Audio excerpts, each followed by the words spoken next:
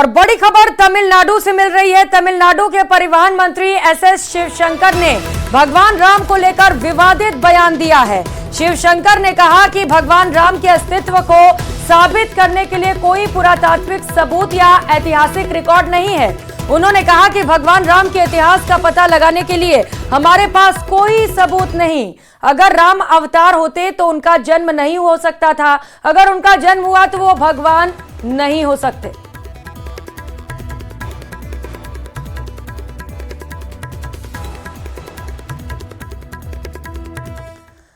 खबरों में आगे बढ़ते हुए खबर यूपी से, जहां पर अयोध्या गैंगरेप केस में योगी सरकार एक्शन मोड में है।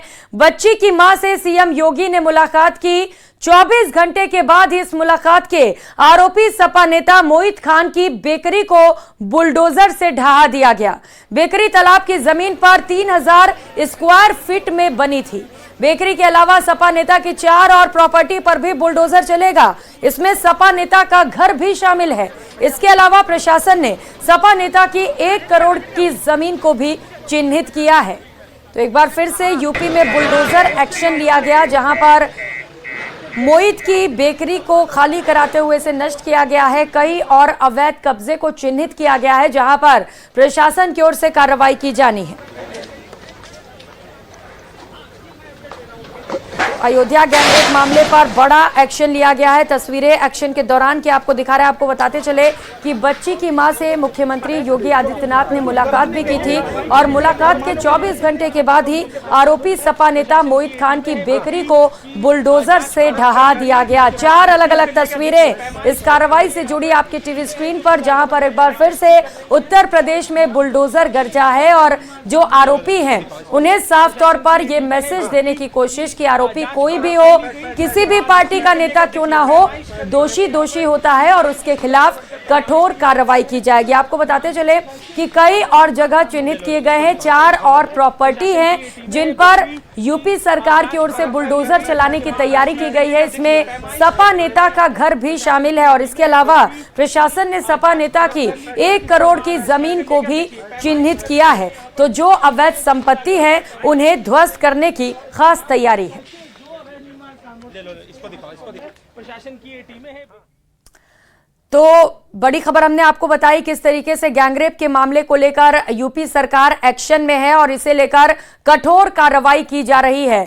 और उत्तराखंड और हिमाचल में जारी कुदरत के कहर की इन दिनों कई तस्वीरें सामने आ रही हैं। 2 राज्य जो जल प्रहार का मार झेल रहे हैं। लगातार वहां पर मूसलाधार बारिश जारी है। मूसलाधार बारिश और लैंडस्लाइड की वजह से सैकड़ों लोगों की जान मुश्किल में फंस गई है। केदारनाथ में लैंडस्लाइड की वजह से कई लोग फंसे हुए हैं और वहां बारिश की वजह से रेस्क्यू ऑपरेशन में भी दिक्कतें आ रही हैं। अब तक सैकड़ों लोगों को रेस्क्यू किया जा चुका है। एनडीआरएफ और एसडीआरएफ की टीम लगातार रेस्क्यू ऑपरेशन में जुटी है। अब तक सैकड़ों लोगों को निकाला जा चुका है।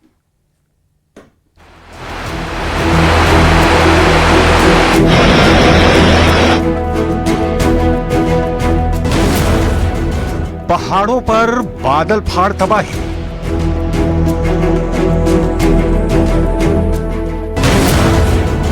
केदारनाथ से कुल्लू तक आसमान से बरसी मौत।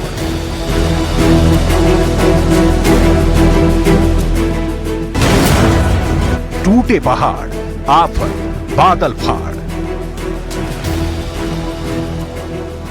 अगस्त का ये महीना हिमाचल प्रदेश और उत्तराखंड के लिए तबाही का मंजर लेकर आया है। उत्तराखंड और हिमाचल प्रदेश यानी दोनों पहाड़ी राज्यों में आसमान से मौत बरसी है। कुदरत के इस कहर के सामने लोग त्राहिमाम कर रहे हैं। हालत ये है कि जहां भी नजर जा रही है वहां सिर्फ और सिर्फ तबाही और बर्बादी के निशान देखने को मिल रहे हैं।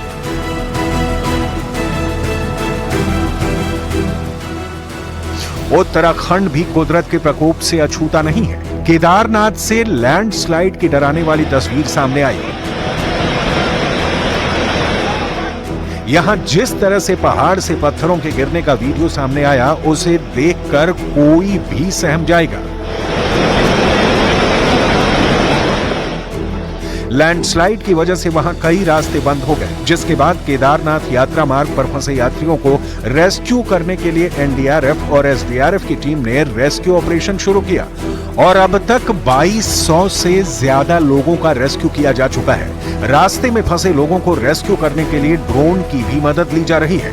लोगों को बाहर निकालने के लिए वायुसेना की भी मदद ली जा रही है। रेस्क्यू ऑपरेशन पर खुद सीएम धामी नजर रखे हुए हैं। प्रधानमंत्री भी रेस्क्यू ऑपरेशन की पल पल की अपडेट ले रहे हैं। आदरणीय गृह मंत्री जी भी लगातार संपर्क में, भारतीय जनता पार्टी के राष्ट्रीय अध्यक्ष जी का भी लगातार जानकारी ले रहे हैं और पूरा केंद्र की सरकार इस आपदा के समय में हमारे साथ है। हम हर संभव एक एक तीर्थयात्री, एक एक श्रद्धालु, एक एक आपदा पीड़ित को हर संभव सहायता के लिए हम लोग प्रतिबद्ध हैं।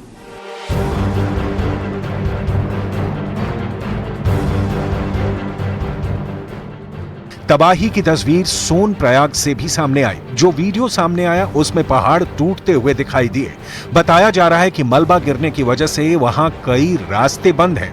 एसडीआरएफ की टीम लोकल लोगों की मदद से लोगों को निकालने की कोशिश कर रही है और मंदाकिनी नदी के किनारे से रेस्क्यू ऑपरेशन चलाया जा रहा है।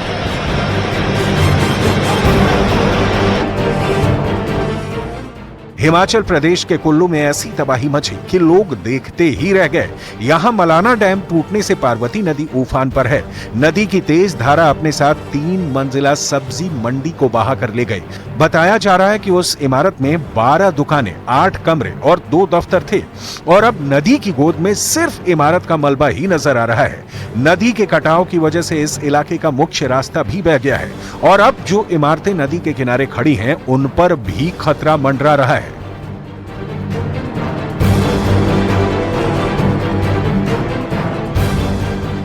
मंडी में भी कुदरत का कहर देखने को मिला। वहां बादल फटने से जो तबाही मची है उससे हालात बहुत भयानक हुए हैं। यहां बादल फटने के बाद लैंडस्लाइड भी हुआ जिसकी चपेट में 3 घर आ गए थे। अब तक 3 शव बरामद किए जा चुके हैं और कई लोग लापता हैं। पूरे इलाके में युद्ध स्तर पर सर्च ऑपरेशन चलाया जा रहा है। मंडी में एक तरफ जहां रेस्क्यू ऑपरेशन चल रहा है, वहीं लोग मलबे में दबे अपनों की तलाश में जुटे हैं।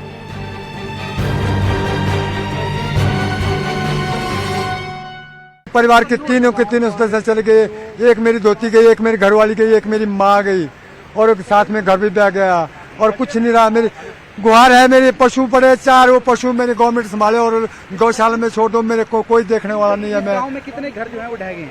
इसमें कम से कम याद नहीं आ रही, मैं पजल हो चुका हूँ। जब 11:15 बजे रहे थे रात को, उस टाइम भूकंप हो गया सर। ठीक है जी। उसके बाद जो जैसा मैं दूसरे घर मकान से इधर आया तो मैंने देखा उधर वाले मकान गए, उधर का मैंने देखा यहाँ जा हमारी फैमिली गई थी, वो पूरे का पूरा जो हो गया था। शिमला में भी लैंडस्लाइड की वजह से तबाही हुई है। यहाँ जमीन खिसकने की वजह से मलबा कई गाड़ियों पर गिर पड़ा जिससे लोगों को खासा नुकसान हुआ। इस हादसे में कई गाड़ियां क्षतिग्रस्त। खबर महाराष्ट्र से है, जहां ठाणे के उल्हासनगर में धर्म परिवर्तन का चौंका देने वाला मामला सामने आया। उल्हासनगर के विठलवाड़ी इलाके में जाकिर नाइक का वीडियो बनाकर ब्रेन वॉश करके धर्म परिवर्तन कराने का आरोप है।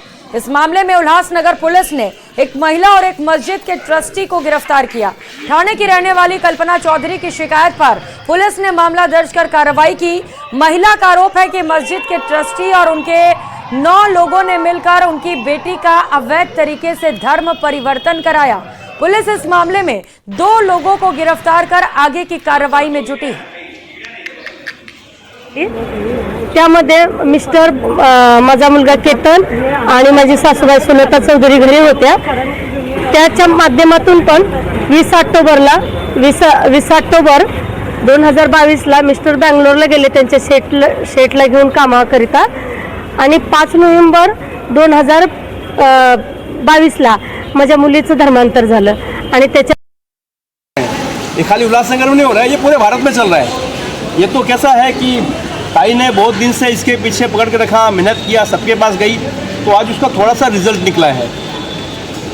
पूरे भारतवर्ष में इसी तरह चल रहा है और एक बोलते हैं विजन लेके चल रहे हैं, कोई एक विशेष समुदाय के लोग विजन है, विजन पे अपना काम कर रहे हैं। वो दृष्टि चौधरी के साथ में जो घटना घटी है यह घटना मुझे लगता है कि महाराष्ट्र पुलिस से यह घटना, ये पूरी केस एनआईए के पास जाना चाहिए। फिलहाल यहाँ रुकेंगे एक छोटे से ब्रेक के लिए। आप देखते रहिए प्रदेश का नंबर 1 न्यूज चैनल।